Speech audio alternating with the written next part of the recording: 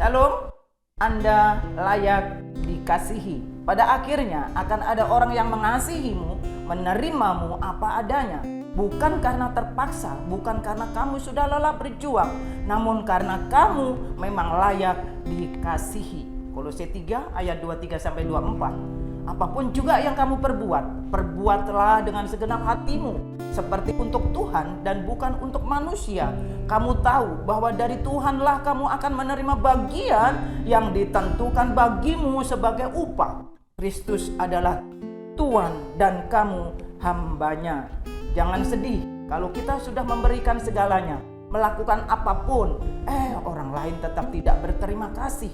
Dan kita tetap dapat apa-apa karena kita tetap dapat sesuatu yang spesial, yaitu pelajaran tentang kehidupan. Efesus 6 ayat 6-7.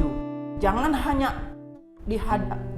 di hadapan mereka saja untuk menyenangkan hati orang, tetapi sebagai hamba-hamba Kristus yang dengan segenap hati melakukan kehendak Allah dan dengan rela menjalankan pelayanannya seperti orang-orang yang melayani Tuhan dan bukan melayani manusia.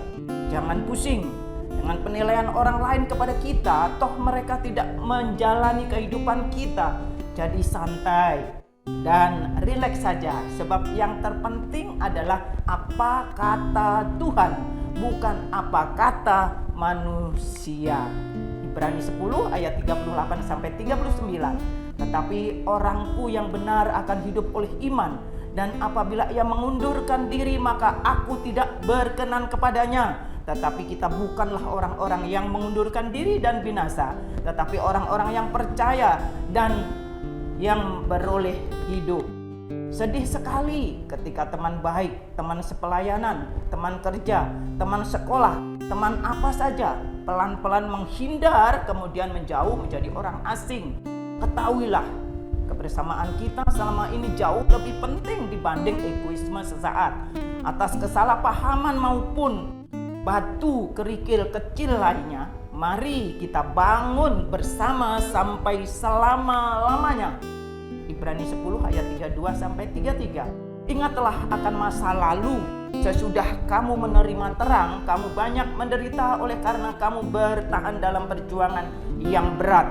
Baik waktu kamu menjadikan tontonan oleh cercaan dan penderitaan, maupun waktu kamu mengambil bagian dalam penderitaan mereka yang diperlakukan sedemikian. Rasa sakit di hati itu hanya ibarat kabut di pagi hari. Tunggulah matahari terbit, maka dia akan hilang bersama siraman lembut cahayanya.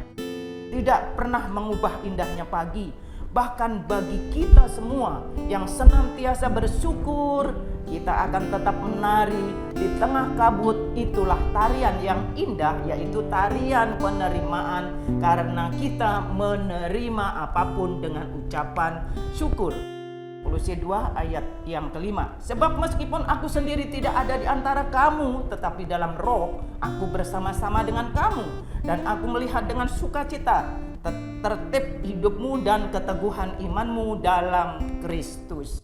Hubungan yang awet itu bukan seperti kisah-kisah di film, serial, TV, novel, dan sebagainya yang mengharu biru.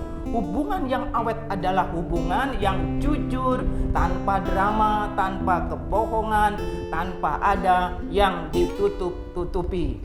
Ibrani 10 ayat ke-37. Sebab sedikit, bahkan sangat sedikit waktu lagi, dan ia akan datang, sudah akan ada tanpa menangguhkan kedatangannya. Ingatlah, Tuhan segera datang. Dia datang bisa secara umum dan juga bisa secara pribadi. Kapan saja dia bisa datang. Hari ini, besok, lusa, kita tidak tahu. Jangan bawa luka, kebencian, sakit hati, kepahitan, apalagi dendam sewaktu maut menjemput. Biarlah kita biarlah kita menghadap hadiratnya dengan hati yang bersih, tulus dan murni. Terima kasih, Tuhan memberkati. Amin.